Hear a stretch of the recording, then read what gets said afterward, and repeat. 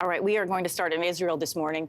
Mourners there and in Gaza are marking a solemn one-year anniversary of war. This is a live look this morning, or we're just showing you a live look of the Nova Music Festival, where people are gathering to pay tribute to the 1,200 people were killed and the 251 taken hostage. And as you can see on our screen, we're joined with the very latest this morning by CTV News' Heather Wright. Heather, good morning to you. What are you seeing and hearing in Tel Aviv, where you are today? Well, Anne-Marie, we're here at what's become known as Hostage Square. This is in central Tel Aviv, and as you can see, people have sort of been trickling in all morning. Right across Israel, there have been a number of memorials and ceremonies to mark 1 year since October 7th. And here, people are gathering, they're eating, they're being together, but they're also paying tribute to the hostages that are still being held in Gaza that have been there now for over 365 days. And so there really is, a profound sense of loss, of trauma, and of uncertainty, because given what is happening in Israel right now, with war waging on multiple fronts, there's a lot of uncertainty in terms of what the fate of the hostages in Gaza is going to be. And so right now, while Israelis and people in Gaza, Palestinians in Gaza, are marking this 1 year anniversary, they're moving forward with a great deal of uncertainty over what comes next. Part of that uncertainty, both in the war with Hamas and also now with this widening conflict, the concerns are over around. What does security look like where you are?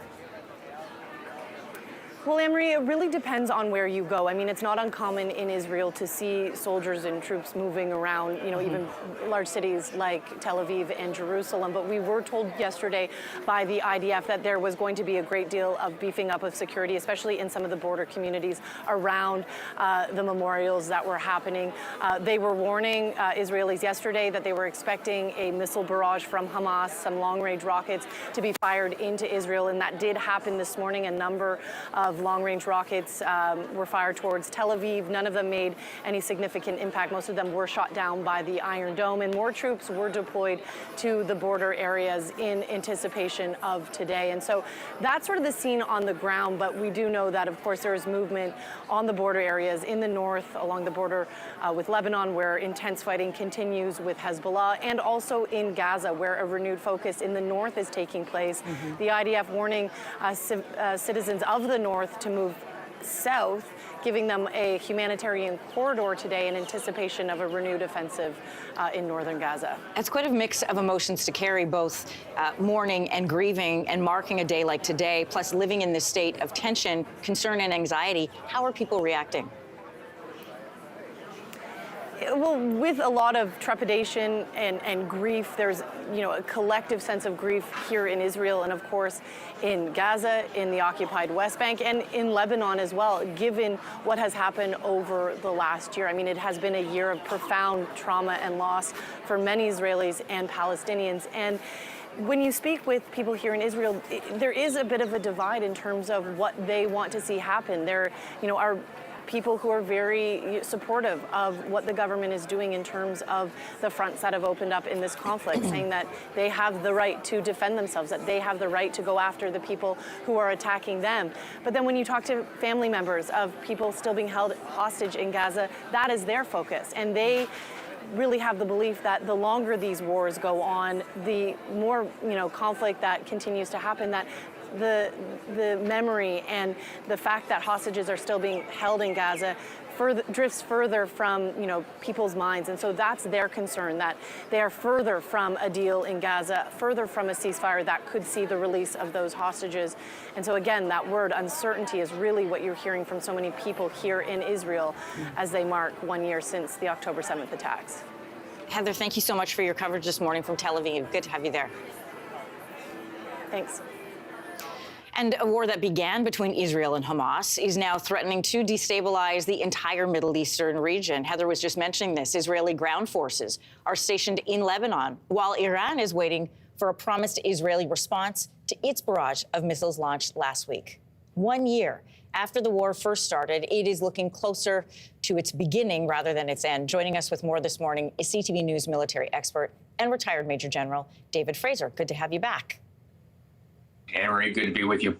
Boy, if we look back to 1 year ago, this war started in response to an attack that was launched by Hamas that killed nearly 1,200 Israelis. Back then, the conflict was aimed squarely at Hamas. What is the goal of this conflict today as we look at its expanding borders? Well, the goal today compared to a year ago has completely changed. A year ago was to go after Hamas and get back the 200 plus hostages and to inflict punishment against Hamas for an absolutely brutal attack on Israel. But today, the goal is Israel is being attacked on all three fronts. It's being attacked by Hamas. Now it's being attacked by Hezbollah, the Houthis, and Iran is physically involved in the fight today. So in some ways, you could say Israel is now attacking on all fronts compared to a year ago today. And there's no end in sight, none. This war just seems to be carrying on, and killing is just going to carry on, and there is just no ceasefire possible in the short term. And the other thing too is the prime minister, who was having some issues with his political support at the beginning of the war, is probably in a better position today than he was a year ago. David Fraser, can you still hear us? Yes, I can. Okay. I can hear you. Great. Yep. We were just sharing with our viewers as you were sort of setting up the scenario for us, this live look from the Israel border. And Israel, we know, invaded Lebanon multiple times already, most notably in '82, again in 2006. Neither of those invasions were considered successful in achieving their aim. So what, if any, indications are there that this attempt is going to have a different kind of outcome?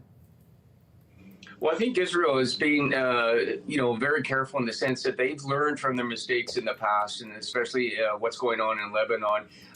This time around, it has been a much better planned operation. I would say the operations in Lebanon are going to be discussed for decades to come, because they've analyzed Hezbollah, they've analyzed Hamas, and they figured out where to go and to attack them to inflict the most damage that they possibly can, knowing that, quite frankly, that you cannot defeat you cannot eliminate an ideology, but you can certainly defeat the capability. And Hamas is certainly on their rear heels. They've learned all that from previous experiences, and that's the good news. The bad news is there's no end in sight, and like water on a table, you cannot control what happens in war, and the Israelis are just responding to a lot of this. Particularly, they're responding right now to what Iran is going to be doing. And we were looking at all of these pictures, David Fraser, and while we talk the politics of war, we also need to talk about the civilian impact. And we've seen this in Gaza, we have seen it in Lebanon, and we're seeing it in Israel as well. What about the humanitarian toll on the ground as this continues to broaden out and to escalate? Well, Anne-Marie, the numbers are staggering and sobering. I mean, Hamas provided, so take that for what it's worth, 42,000 killed in Gaza, over, another, probably 100,000 have been wounded. 1,200 Israelis were killed and slaughtered. 200 were taken. You look at over close to 2 million people now in Gaza that are displaced. Up in Lebanon, another 1.5 million people are being displaced. The humanitarian efforts needed to support those people in Lebanon and Gaza are just shuddering. It's shuddering. This is a humanitarian crisis as much as it is a combat operation, but at the same time, the world community and the UN has no ability to provide humanitarian support while this fighting is going on. It is an absolute mess on both sides of the fence. It is a somber day in all regions. David Fraser, I want to thank you for joining us today. Anne-Marie, thank you.